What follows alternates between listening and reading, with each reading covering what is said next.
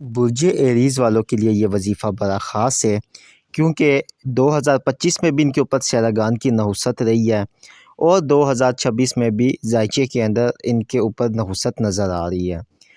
आप अगर चाहते हैं कि आपको हर काम में कामयाबी हो, तो आपने सिर्फ़ और सिर्फ़ इस वजीफ़े को पकड़ लेना है, इस वजीफ़े को आपने करना है। दरूद पाक 11 बार, सूरह रहमान की पहली 4 आयतें 41 दफ़ा पढ़ कर आपने पानी पे दम करके रोज़ाना वो पानी पीना भी है। और एक इत्र की शीशी ले लें और उस इत्र की शीशी के ऊपर भी दम कर ले और वो रोज़ाना आपने लगाना भी है। इस अमल को आपने पूरे 2026 में करना है।